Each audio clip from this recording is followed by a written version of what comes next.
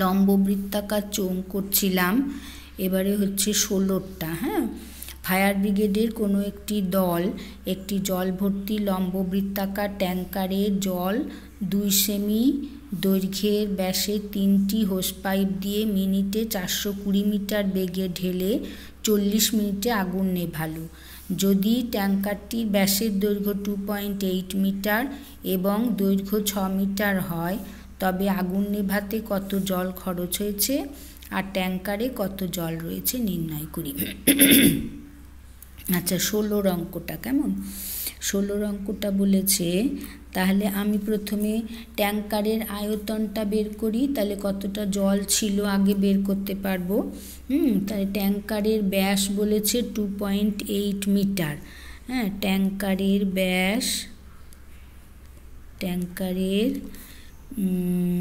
ব্যাস হলো 2.8 মিটার। ট্যাঙ্কারের ব্যাস 2.8 মিটার। তাহলে ব্যাসার্ধ কত? অতএব ট্যাঙ্কারের ব্যাসার্ধ সমান হলো 1.4 মিটার। ঠিক আছে, আর ট্যাঙ্কারটা লম্বা হচ্ছে, দৈর্ঘ্য হলো 6 মিটার। মানে উচ্চতা, ট্যাঙ্কারের উচ্চতা 6 মিটার। তাহলে ট্যাঙ্কারটার আয়তন কত? অতএব ট্যাঙ্কারের আয়তন সমান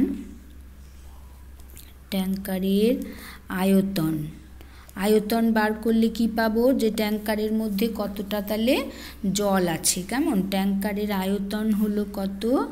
পাই আর স্কোয়ার। পাই আর স্কোয়ার মানে 1.4 ইন্টু 1.4 পাই ইন্টু 1.4 ইন্টু 1.4 পাই আর স্কোয়ার ইন্টু 6।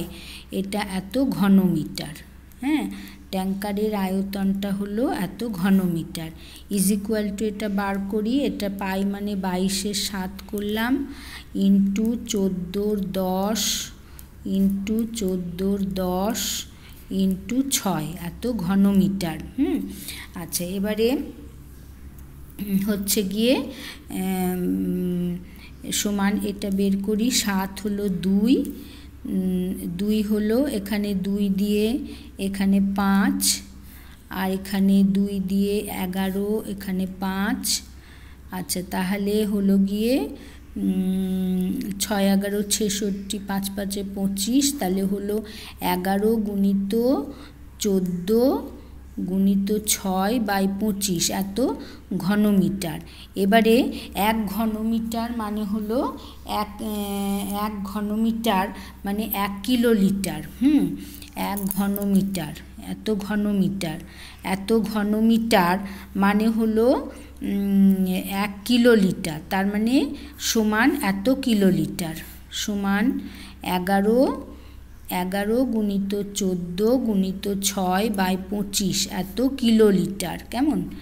জলের ইয়েতে বললাম এত কিলোলিটার জল আছে। হ্যাঁ, এত কিলোলিটার জল ট্যাঙ্কারটায় আছে। এবারে কি বলেছে যে একটা পাইপ দিয়ে মানে লম্ব বৃত্তাকার ট্যাঙ্কার 2 সেমি দৈর্ঘ্যের ব্যাসে 3টি হোস পাইপ দিয়ে মিনিটে 420 মিটার বেগে জল ঢেলে 40 মিনিটে আগুন নেভালো। তাহলে একটা পাইপ থেকে কতটা করে একটা পাইপ দিয়ে মিনিটে কতটা জল বের হচ্ছে আগে সেটা বের করি। হ্যাঁ, আচ্ছা, পাইপের ব্যাস দেওয়া রয়েছে, এখান থেকে ব্যাসার্ধ বের করব। পাইপের ব্যাস হচ্ছে 2 সেমি, পাইপের ব্যাস হলো 2 সেমি, অতএব ব্যাসার্ধ সমান হলো 1 সেমি। হ্যাঁ, তাহলে একটা পাইপ থেকে মিনিটে কতখানি জল বের হয়, একটা পাইপ দিয়ে মিনিটে জল বের হচ্ছে কতটা। অতএব একটি পাইপ দিয়ে মিনিটে জল বের হয়,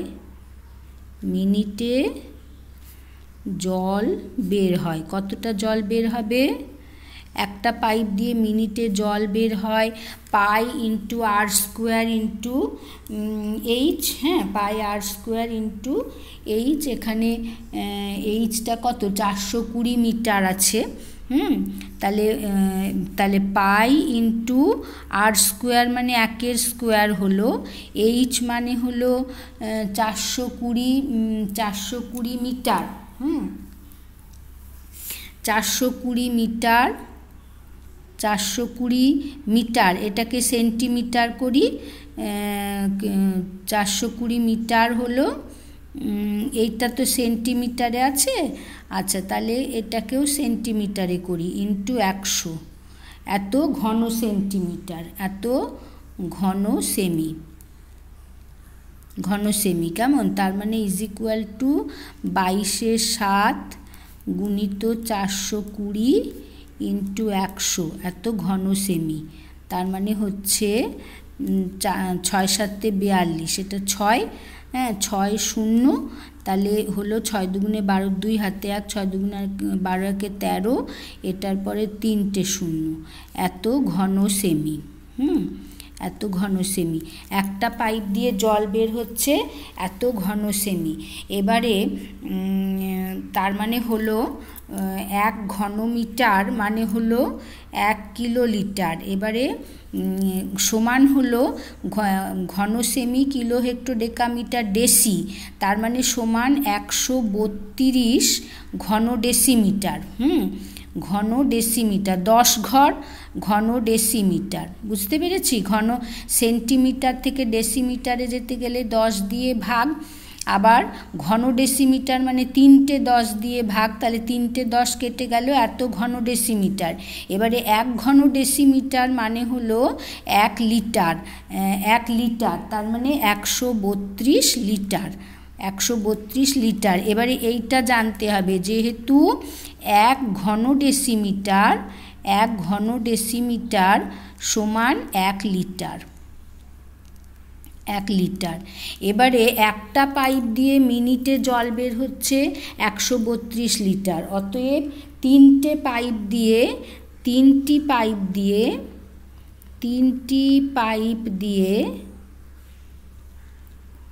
পাইপ দিয়ে বলেছে 40 মিনিটে আগুন নেভালো, তাহলে 3টি পাইপ দিয়ে 40 মিনিটে জল বের হবে। 40 মিনিটে জল বের হয় কত হবে? একটা পাইপ দিয়ে এত লিটার, তাহলে 3টে পাইপ দিয়ে 132 গুণিত 3, আর 1 মিনিটে এটা, তাহলে 40 মিনিটে এত লিটার। এত লিটার, তার মানে কত হলো? 132 গুণিত 3 গুণিত 40, তাহলে 4 × 3 = 12, শূন্যটা বসালাম, 4 × 3 = 12, 12 × 2 = 24, 4 হাতে 2, 3 × 12 = 36, 37, 38, 8 হাতে 3, 12 × 12, 13, 14, 15, এত লিটার। তাহলে 3টে পাইপ দিয়ে 40 মিনিটে জল বের হলো এত লিটার। তাহলে আমাকে বলেছে যে আগুন নেভাতে কত জল খরচ হয়েছে, তাহলে 3টে পাইপ দিয়ে 40 মিনিটে যতটা জল বের হলো তত লিটারই জল আগুন নেভাতে কাজে লেগেছে। তাহলে কি লিখব? অতএব আগুন নেভাতে এই 15,840 লিটার জল লেগেছে। আগুন নেভাতে কত জল খরচ হয়েছে? এত লিটার জল খরচ হয়েছে। ঠিক আছে, খরচ হয়েছে। আর বলেছে এটা হলো প্রথম প্রশ্ন, এটা 1 নম্বর প্রথম উত্তর হলো। আরেকটা বলেছে ট্যাঙ্কারে আর কত জল রয়েছে। তাহলে ট্যাঙ্কারে আগে কত জল ছিল? ট্যাঙ্কারে জল রয়েছে এই যে এত কিলোলিটার ছিল, 11 গুণিত 14 গুণিত 6। তাহলে ট্যাঙ্কারে জল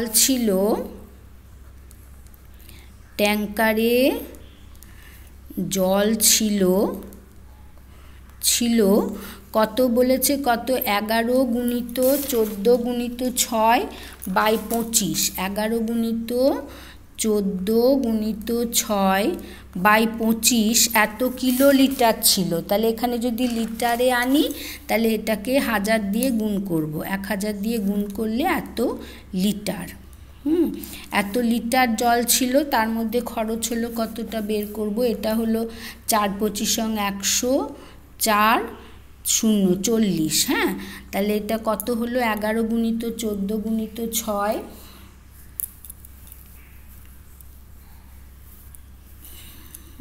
এটা তাহলে একটু গুণ করে বের করতে হবে, ইন্টু 40, 4 6 24, 240, 240কে 11 দিয়ে, 11 0 0, 4 11 44, 4 হাতে 4, 11 গুণে 22, 23 24 25 26, এইটাকে এবার হলো 14 দিয়ে, এটাকে 14 দিয়ে, 14 0 0, 4 14 56, 56 6 হাতে 5, 5 14 70, 84 6 84, 85 86 87 88 89, 89 9 হাতে 8, 14 দুগুণে 28, 29 30 31 32 33 34 35 36, হ্যাঁ। তাহলে ট্যাঙ্কারে জল ছিল এত লিটার, তাহলে ট্যাঙ্কারে জল ছিল 36960 এত লিটার, আর খরচ হয়েছে কত? খরচ হয়েছে এই যে 15840। অতএব 2 নম্বরটার ট্যাঙ্কারে কত জল রয়েছে, ট্যাঙ্কারে আর কত জল রয়েছে? 2 নম্বর উত্তরটা হচ্ছে ট্যাঙ্কারে জল আছে কত লিটার হবে? 36960 মাইনাস 15840 এত লিটার মাইনাস এত লিটার সমান 0 4 5 6 2 8 1 6 1 2 এত লিটার। ঠিক আছে, এই দুটো হয়ে গেল। 21120 এত লিটার ট্যাঙ্কারে জল রয়েছে। বুঝতে পেরেছি অঙ্কটা? আচ্ছা, এবার হচ্ছে 17 অঙ্কটা। এবার হচ্ছে 17 নাম্বার বলেছে যে 17.5 সেন্টিমিটার ব্যাসের 4টি লম্ববৃত্তাকার ঢালাই পিলারের চারিপাশে 3.5 সেমি পুরু বালি সিমেন্টের প্লাস্টার করতে হবে। 1 নম্বর প্রশ্ন বলেছে প্রতিটি পিলার যদি 3 মিটার লম্বা হয় তবে কত ঘন ডেসিমিটার মশলা লাগবে হিসাব করে লিখি। কত ঘন ডেসিমিটার? আচ্ছা, তাহলে পাইপটির পিলারের ব্যাস হচ্ছে, এখানে আমরা বের করি, পিলারের ব্যাস হলো গিয়ে 17.5 সেমি, 17.5 সেমি। অতএব ব্যাসার্ধ কত? ব্যাসার্ধ হচ্ছে 8 দুগুণে 16, 1 15, 7 দুগুণে 14, 8.75 সেমি। আচ্ছা, এগুলোকে আমি আগে ডেসিমিটারে করে নিই, কেমন? তাহলে কিলো হেক্টর ডেকামিটার ডেসি, তাহলে সেন্টি থেকে ডেসি থেকে যেতে গেলে আবার 10 দিয়ে ভাগ, তাহলে হবে 0.875 ডেসিমিটার। ঠিক আছে, এবারে দেখো বলেছে কি এই ব্যাসটা কি, দেখো পিলারটা যদি এই রকম হয়, এবারে বলেছে পিলারের চারপাশে 3.5 সেন্টিমিটার পুরু সিমেন্টের দিতে হবে। তাহলে এই যে পিলারটা তার চারপাশে এই যে 3.5 সেন্টিমিটার পুরু বালি সিমেন্ট দিচ্ছে। তাহলে এই যে ব্যাসটা আমরা পেলাম, এই ব্যাসটা কিন্তু এইটা অন্তর্ব্যাস হচ্ছে, কেমন? পিলারের ব্যাস মানে এইটা পিলারের, অতএব এইটা পিলারের অন্তর্ব্যাস। এইটা মনে রাখবে, এই যে দুটো ব্যাসার্ধ হবে, এইটা তাহলে অন্তর্ব্যাসার্ধ। এই যে ব্যাসার্ধটা পেলাম এটাই ভেতরের ব্যাসার্ধটা। তাহলে এবারে একটা বহির ব্যাসার্ধ পাবো। অন্তর্ব্যাসার্ধ আমরা ধরো R1 করলাম, অন্তর্ব্যাসার্ধ। এবার বহির ব্যাসার্ধ তাহলে কি হবে? অতএব পিলারের বহির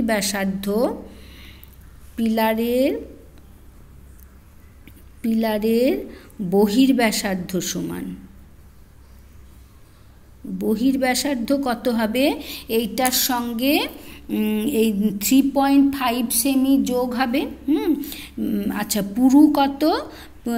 পুরু হচ্ছে 3.5, আচ্ছা বহির ব্যাসার্ধ তাহলে 0.875 ডেসিমিটার প্লাস আচ্ছা 3.5 সেন্টিমিটার, তাকে ডেসিমিটার নিয়ে গেলে kilo hectare decametre deci centi, তাহলে 0.35 প্লাস 0.35 ডেসিমিটার, হ্যাঁ ডেসিমিটার, তাহলে বহির ব্যাসার্ধ হচ্ছে গিয়ে আমার 0.35, তাহলে 5.35, 7 5 12, 2 হাতে 1, 18 কে 9, 10 11 12, হ্যাঁ তাহলে এইটা 1.225, দেখো 0.875 আর 0.35, তাহলে 5 7 5 12, 2 হাতে 1, 3 একে 4, 8 4 12, 1.225 ডেসিমিটার।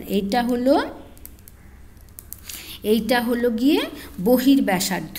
তাহলে পিলারের আয়তন কত হবে, এবারে করতে গেলে আমার প্লাস্টার করব মানে পিলারের আয়তন বের করব। তাহলে একটি পিলারের আয়তন এরকম কত রয়েছে, 4টি পিলার আছে। আচ্ছা আর পিলারের উচ্চতা বলেছে 3 মিটার, পিলারের উচ্চতা মানে লম্বা বলেছে 3 মিটার, উচ্চতা হচ্ছে 3 মিটার, 3 মিটার মানে কিলো হেক্টর ডেকামিটার ডেসি মানে 30 ডেসিমিটার, মিটার থেকে ডেসিমিটার যেতে গেলে গুণ করব 30 ডেসিমিটার, ঠিক আছে 30 ডেসিমিটার। অতএব একটি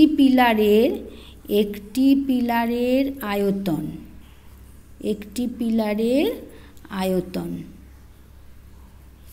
আয়তন সমান কি হবে, এই যে অন্তর ব্যাসার্ধটা R1 ধরেছি, বহির ব্যাসার্ধটা যদি R2 ধরি তাহলে এইটা কি হচ্ছে পাই R²H, হ্যাঁ তার মানে আয়তন একটি পিলারের আয়তন মানে কি এই বাইরের আয়তনটা মাইনাস ভেতরের আয়তন, তাহলে বহির ব্যাসার্ধ আমার এইটা রয়েছে, তাহলে pi into 1.225 square into 30 minus pi into অন্তর ব্যাসার্ধ 0.875, পাই ইন্টু 0.875 স্কোয়ার ইন্টু 30, হ্যাঁ এত ঘন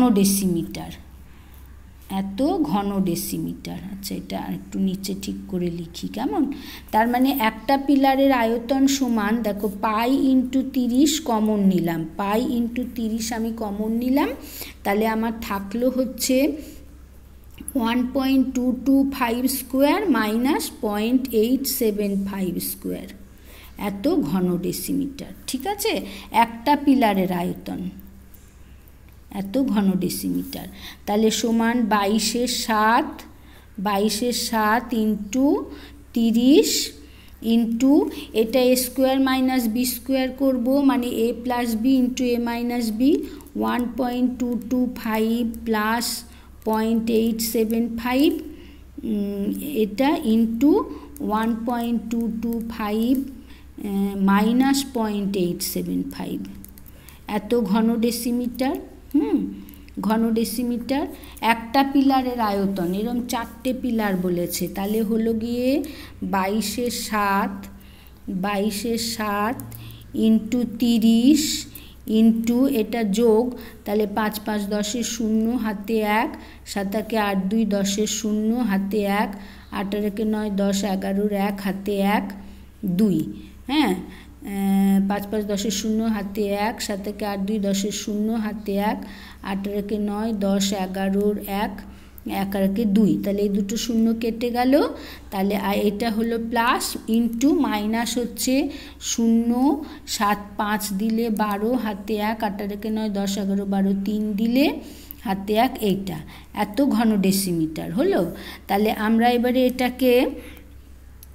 এটাকে করি 22/7 গুণিত 30 গুণিত এটা করলাম 21/10 গুণিত 35/100, এত ঘন ডেসিমিটার।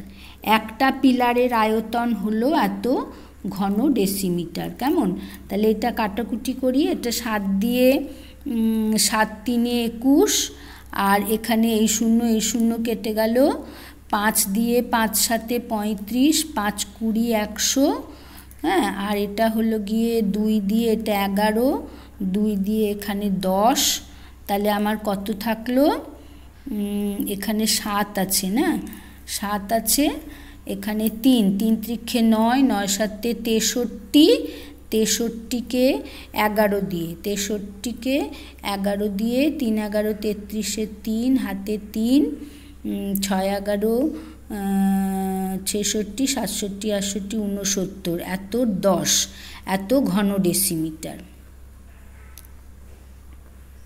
ঘন ডেসিমিটার হলো।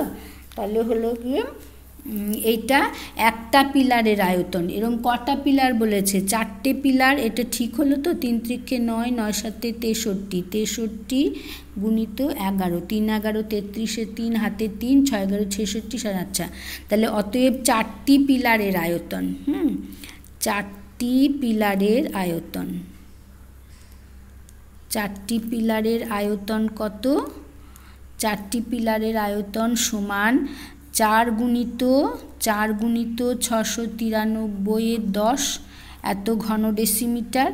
তাহলে এই যে 4টে পিলারের যা আয়তন ততটাই মশলা লাগবে, 1 নম্বরেরটা কতটা, কত ঘন ডেসিমিটার মশলা লাগবে। তাহলে সমান কত হচ্ছে, 4 3 12, 2 হাতে 1, 4 9 36, 1 37, 7 হাতে 3, 4 6 24, 25 26 27, এত 10 ঘন ডেসিমিটার।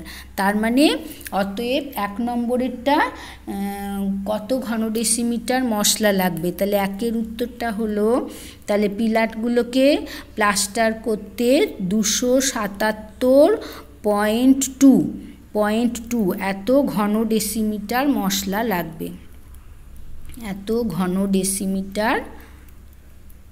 ডেসিমিটার মশলা লাগবে। ঠিক আছে, বোঝা গেল অঙ্কটা। এখান থেকে 1 নম্বরেরটা বহির্ব্যাসার্ধ অন্তর্ব্যাসার্ধ বের করে বাইরের আয়তন মাইনাস ভেতরের আয়তন করে আয়তন বের করলাম।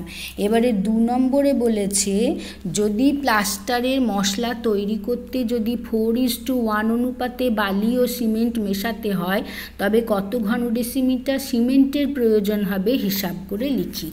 হ্যাঁ, তাহলে প্লাস্টারের মশলায় বলেছে বালি ইজ টু সিমেন্ট, তাহলে বালি ইজ টু সিমেন্ট সমান কত হচ্ছে 4:1। হ্যাঁ, তার মানে 5 ভাগে 4 ভাগ হচ্ছে বালি, 1 ভাগ সিমেন্ট। হ্যাঁ, তাহলে সিমেন্টের আনুপাতিক ভাগ হার কত, 1/5, তাহলে সিমেন্টের অংশ হলো 1/5, আর তাহলে এত ঘন ডেসিমিটারে কত লাগবে, অতএব 277